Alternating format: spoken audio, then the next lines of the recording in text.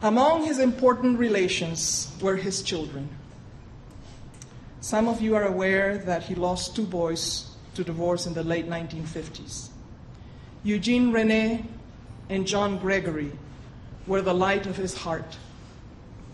He doted on them and taught them at an early age all about the stars and the worlds beyond this earth.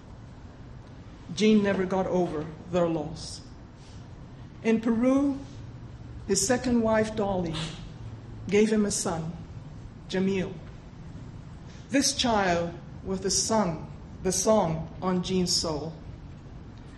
Jamil died short of turning 3 years old as a result of an avalanche in Peruvian Andes that fouled up the drinking waters in the town where they lived.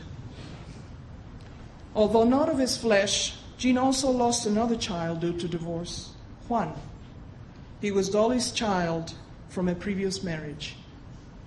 And he lost and bore twins who would have been born before Jamil. I often meditate on the unbearable pain the loss of a child brings to a parent. But as much pain as I have myself suffered in that area, I cannot begin to understand the loss of a child to perpetual separation or death. So, with great humility and also with great pride, I tell you that I am glad I gave Gene 3 beautiful children, Gene Jr., Sean, and Jamila. Not to replace those he lost, but to bring a new song to his soul and to shine a new light in his heart. And this they have done, even unto his last day. Now, after hearing this, is it any wonder then that honoring and protecting a child's soul is at the core of the Church's baptismal rite and in the annual blessing of the children at Christmas time, services that Gene himself created? Now, it would take hours, indeed days, to recount the many small and large stories of life with Gene.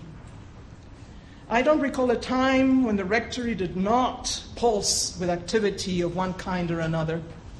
If it wasn't Sunday breakfast or some sport-filled weekend afternoon with all the accoutrements for the occasion, it was the daily hubbub of planning a new expedition or the construction of some building or the production of a publication or the coordination of a religious service or seminar. At night, Gene retired to write in his study, often until 3 or 4 in the morning. He was extremely disciplined about this practice because his days were taken with administrative matters and because he was a visionary. His brain was in constant creative mode.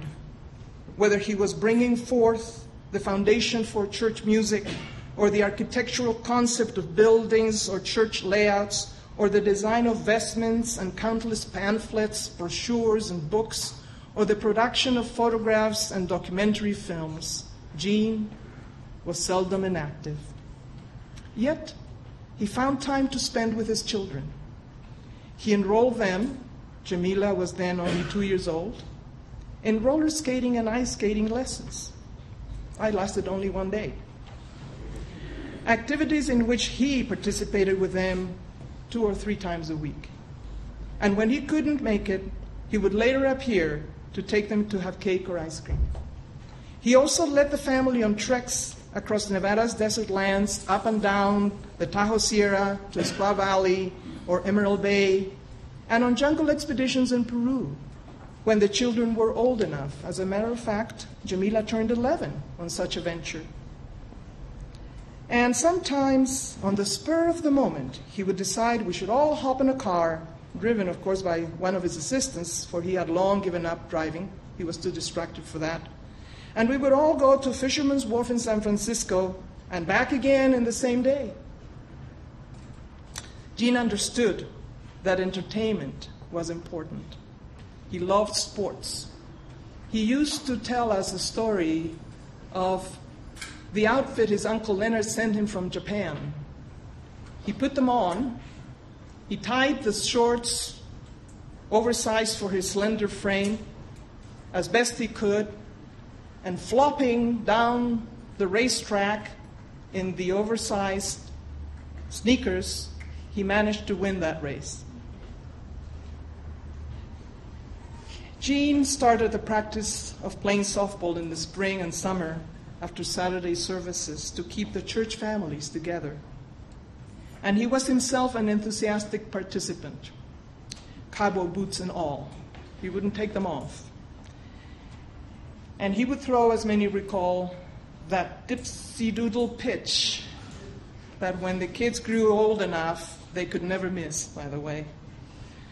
But if these examples are not enough to tell you something about Gene, the man who honored the child in all of us, one would have to look at the church's Christmas celebration to really understand how much he honored and celebrated the innocence, beauty, curiosity, and sense of wonder in children. He came up with the idea to dress up as Santa Claus after the children were put to bed following a sumptuous meal at the rectory, and to get a real reindeer sleigh and bells, the latter of which the bearded annual visitor always left behind in the snow for one of the smaller children to discover. He also instituted the practice of building a solar piñata and a gingerbread chapel, two huge structures that would ultimately succumb to destruction by eager little hands and fingers. Then there were the napkin fights at dinner time, started by Gene when the conversation would falter or become dull. And who can forget the water bombs he dropped from the balcony while our children and their friends scurried around below trying to avoid them? Or the party he threw for Gene, Oshan, and Jamila that lasted 4 days. And the dance lessons when he would proudly proclaim, "You've got it!" But as one of his then young pupils said to me recently, no one knew what it was, except he had them all striving for it. There were also driving lessons, and Gene Jr. was the first student. Others followed. Seated on his lap, they would haphazardly steer the 4x4 around the dirt roads of the Red Rock Sanctuary in North Reno. Now let's not forget the poker lessons. 9-year-old girls playing 5-card draw around one of the tables at the rectory with the bishop. Now perhaps not a very virtuous picture, but what fun.